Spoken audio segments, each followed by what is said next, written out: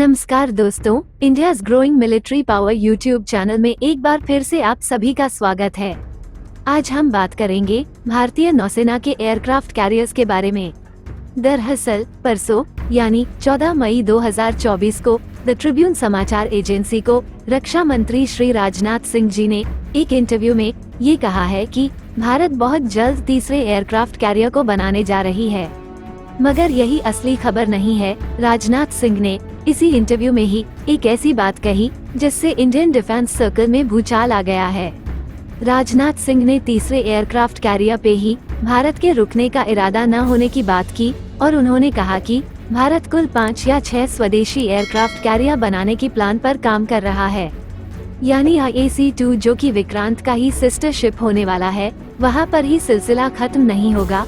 उसके बाद IAC-3 के रूप में भारत को पहला nuclear powered CATOBAR flat aircraft carrier मिलेगा, जिसे पहले IAC-2 के तौर पर देखा जा रहा था, और उसके बाद 3 या 4 और ऐसे फ्लैट टॉप कैरियर देखने को मिलेंगे जो कि आकार में शायद अमेरिकी एयरक्राफ्ट कैरियर्स जितना विशाल हो। लेकिन यहाँ पर जो सबसे बड़ा सवाल खड़ा हो रहा है वो ये है कि राजनाथ सिंह ने जो ये प्लान की बात की 5 या 6 स्वदेशी एयरक्राफ्ट कैरियर निर्माण का, ये कितने सालों में एग्जीक्यूट होने वाला है और उन्होंने किस टाइम फ्रेम की बात की, ये साफ नहीं है। अब अगर रक्षा मंत्री की तरफ से ऐसे बयान आ रहे हैं तो हम इसे हल्के में भी नहीं ले सकते। बेशक उन्होंने ये बात ऑफिशियली न कही हो, लेकिन इसे कहने से पहले जरूर उनके मंत्रालय और उनके सरकार में इसे लेकर कुछ चर्चाएं हुई होंगी, जिसकी दम पर वे ये बात कह पा रहे हैं। अब अगर हम रक्षा मंत्री की बात को ऑफिशियल मान कर चले तो ये सारे एयरक्राफ्ट कैरियर्स को बनाने में कम से कम 20 से 25 साल लगेंगे, अगर एक साथ 2 एयरक्राफ्ट कैरियर का निर्माण की जाए तो। क्योंकि जिस तरह का एयरक्राफ्ट कैरियर भविष्य में नौसेना बनाने की प्लान कर रही है, वैसे एक कैरियर को बनाने में कम से कम 8 से 10 साल का वक्त हमें लगेंगे। तो उसी हिसाब से अगर 2 कैरियर को एक साथ बनाया जाए तो उनके सी ट्रायल्स और पूरी तरीके से तैयार होने में लगभग 12 साल लगेंगे। तो उस हिसाब से 4 ऐसे कैरियर्स को बनने में 24 से 25 साल का वक्त बीत जाएंगे। अब अगर अगले 25 सालों की बात करें तो भारतीय नौसेना की ओवरऑल ताकत पूरी तरीके से बदलने वाली है, जहां पर भारत की आर्थिक प्रगति के साथ ताल मिला के हमारा रक्षा बजट 2 गुना से भी ज्यादा हो जाएगा और इसका सबसे बड़ा हिस्सा उस वक्त नौसेना के लिए आवंटित किए जाएंगे, जिससे भारतीय नौसेना का तब कायाकल्प हो जाएगा।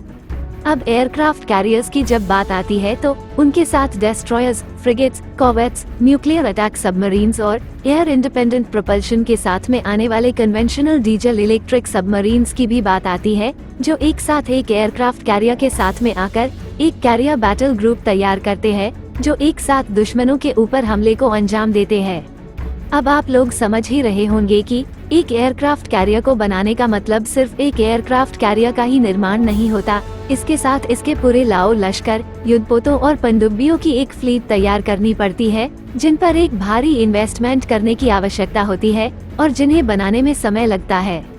अब इस वक्त की जियोपॉलिटिकल एंगल से देखा जाए तो चीन का मंशा काफी पहले से हिंद महासागर में अपना पैठ बनाने का है, जिसके लिए वे एक के बाद एक एयरक्राफ्ट कैरियर का निर्माण कर रहे हैं और अपनी नौसेना की ताकत को बढ़ाते जा रहे हैं। तो दूसरी ओर अमेरिका, जो कि इस वक्त हमारा मित्र देश है, वो भी प्रशांत क्षेत्र में अपना पैठ बढ़ाने में लगा है और हमें 1971 का वो पल नहीं भूलना चाहिए, जब अमेरिका और ब्रिटेन अपने 2 घातक कैरियर बैटल ग्रुप को भारत के विरुद्ध उतारा था, पाकिस्तान की मदद के लिए। देखिए, जियोपॉलिटिक्स एक ऐसी चीज है जहां पर कोई किसी की स्थायी मित्र नहीं रहता है, ये समय समय पे बदलता रहता है। यहाँ पर हर देशों के लिए अपना खुद का स्वार्थ सबसे ऊपर रहता है और इसी को ध्यान में रखते हुए हमें यानी भारत को अपनी ताकत बढ़ानी चाहिए, क्योंकि इस वक्त जो देश हमारे मित्र है, कोई गारंटी नहीं है कि वे सदा हमारे मित्र बन के रहे। अगर हम अभी से तैयारी शुरू करेंगे तभी ये 20-25 साल आगे जाकर कारगर होगा।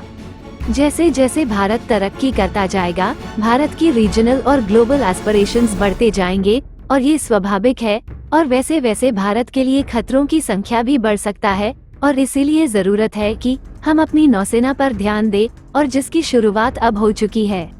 वर्तमान सरकार के पहले के कुछ सालों में उन्होंने थल सेना पे ध्यान दिए, जहां पर कई सारे आधुनिकीकरण योजनाओं को चलाया गया जिसमें सभी थल सेना के जवानों के लिए बेसिक नेसेसिटीज जैसे bullet proof jackets, assault rifles, night vision devices, bullet proof helmets, sniper rifles जैसी बुनियादी कुछ सामानों को खरीदे गए और उसके बाद आर्टिलरी, टैंक्स, आर्मर्ड व्हीकल्स पर जोर दिए गए, जिसका भारी अभाव था। उसके बाद उन्होंने वायुसेना की ताकत बढ़ने पे जोर दिए, जहां पर कई सारे विमानों को खरीदे गए, जैसे फ्रांस से राफेल खरीदे गए, अमेरिका से अपाचे और चिनूक को खरीदा गया और रूस से S-400 एयर डिफेंस सिस्टम को एक्वायर किया गया। अब नजर पड़ी है नौसेना के ऊपर, जहां पर पिछले रक्षा बजट में नौसेना के बजट में भारी बढ़ोतरी देखी गई है और इन पैसों का इस्तेमाल nuclear attack submarines, air independent propulsion के साथ में आने वाले conventional diesel electric submarines, aircraft carriers, next generation destroyers, frigates, corvettes, helicopter carriers, maritime patrol aircraft, naval अवॉक्स, स्वदेशी twin engine deck based fighter जैसे युद्धपोतों, पनडुब्बियों और नौसैनिक विमानों को खरीदने में किया जाएगा। जाहिर है कि जैसे जैसे भारत की आर्थिक ताकत बढ़ते जाएंगे, उसी हिसाब से भारत की सैन्य शक्ति भी बढ़ेगी। यही हर एक महाशक्तियों के साथ में हुआ है और शायद अब भारत भी आहिस्ता आहिस्ता उसी दिशा में कदम बढ़ा रहा है।